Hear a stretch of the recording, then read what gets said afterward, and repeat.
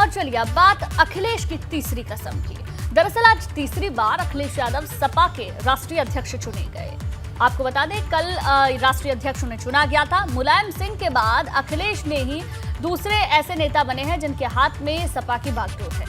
लेकिन मुलायम युग और अखिलेश युग में जमीन आसमान का अंतर है, क्योंकि जब से अखिलेश ने सपा की कमान संभाली तब से पार्टी ने कोई भी बड़ा चुनाव नहीं जीता है। लेकिन अखिलेश ने इस बार ऐसा संकल्प लिया है जो उनके मजबूत हौसलों को दिखाता है।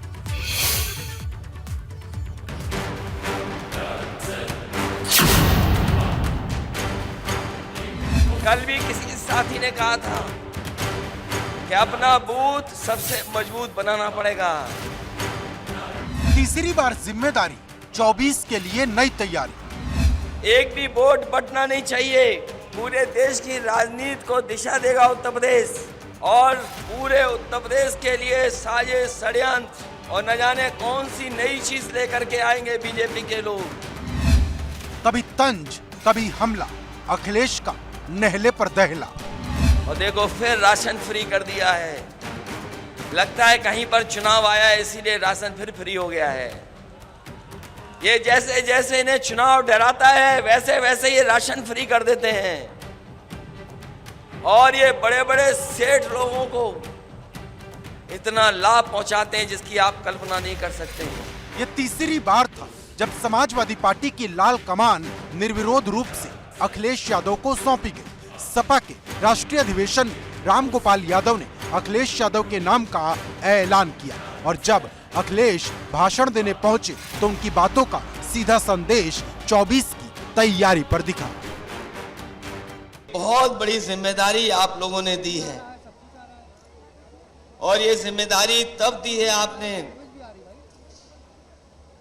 जब देश के लोकतंत्र को खतरा है, संविधान को खतरा पैदा कर दिया है, और धीरे धीरे दिल्ली और लखनऊ में जो सरकारें हैं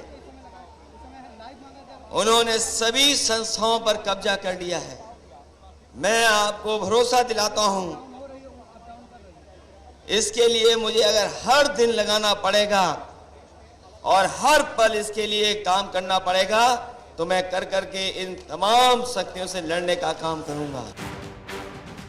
अखिलेश के सिर पर तीसरी बार जो ताज आया है वो खुशियों से ज्यादा चुनौतियों का है, क्योंकि जब से अखिलेश पार्टी के राष्ट्रीय अध्यक्ष बने किसी भी बड़े चुनाव में पार्टी को जीत नहीं मिली। समाजवादी पार्टी के गठन को करीब करीब 30 साल पूरे हो गए, लेकिन जैसी हालत इस वक्त सपा की है वैसी शायद कभी रही हो।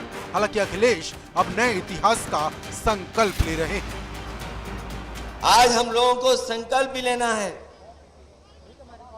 कि आने वाले 5 साल में हम समाजवादियों को नया इतिहास भी बनाने का काम करना है। ये नेताजी हमेशा चाहते थे कि समाजवादी पार्टी राष्ट्रीय पार्टी बने, लेकिन आज के दिन जब 5 साल आप मौका दे रहे हैं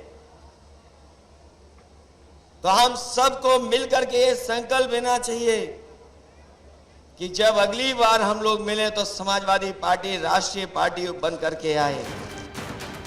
पिछले 10 सालों से सपा हर चुनाव हारती आ रही। हालांकि 2022 के विधानसभा चुनाव में सपा के वोट प्रतिशत के साथ साथ सीटों में भी काफी इजाफा हुआ, जो अखिलेश में नई ऊर्जा पैदा कर रहा। लखनऊ के रमाबाई अम्बेडकर मैदान में जब अखिलेश कार्यकर्ताओं और नेताओं को संबोधित कर रहे थे तो उनका पूरा फोकस उस वोट बैंक पर भी था जो बसपा से छिटक कर या तो भाजपा की तरफ चला गया या फिर जाने वाला है। जो शोषित, वंचित, पिछड़े, दलित, जिन्हें आजादी के बाद अधिकार और सम्मान नहीं मिला, वो भी आज समाजवादियों की तरफ देख रहे हैं। ये समाजवादियों की कोशिश होनी चाहिए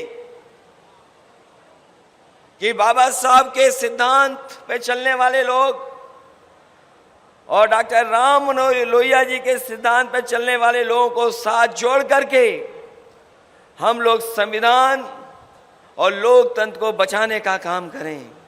केवल देश के नहीं, दुनिया के इतिहास में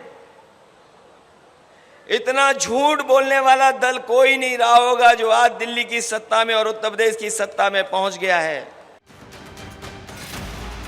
अखिलेश ने बसपा के वोट बैंक में सेंधमारी की कोशिश की तो मायावती ने फौरन ट्वीट कर पलटवार कर दिया।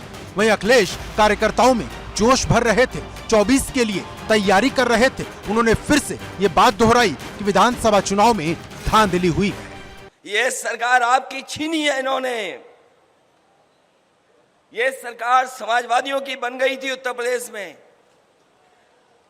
जिस तरह का जन समर्थन और आपने मेहनत की थी, सरकार आपकी थी, लेकिन सरकार आपकी छीनने का काम अगर किसी ने किया है तो पूरी की पूरी मशीनरी लग करके आपकी सरकार छीन ली।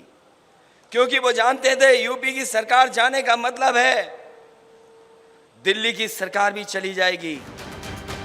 यानी अखिलेश ये बता रहे थे कि अगर सपा के कार्यकर्ता थोड़े और मुस्तैद हो जाते तो हालात आज अलग होते। उन्होंने चुनाव आयोग का नाम भी लिया और पक्षपात और षड्यंत्र का सीधा आरोप लगा दिया, जिससे हमें सबसे ज्यादा उम्मीद थी कि न्याय मिलेगा।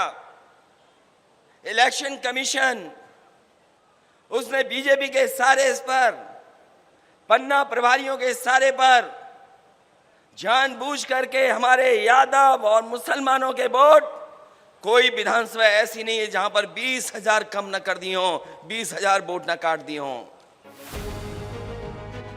तीसरी बार राष्ट्रीय अध्यक्ष बनने के बाद अखिलेश ने कई बातें साफ कर दी। एक तरफ जहां उन्होंने चुनाव आयोग को निशाने पर लेकर कार्यकर्ताओं में ये संदेश दिया कि और थोड़ी सी मेहनत सत्ता दिला सकती है, तो दूसरी तरफ पिछड़े और दलित वोट बैंक को लेकर जिस रणनीति पर वो काम कर रहे वो एक बार फिर से सामने आ गए।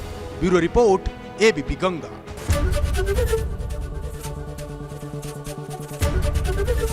एबीपी गंगा, खबर आपकी, जुबान आपकी।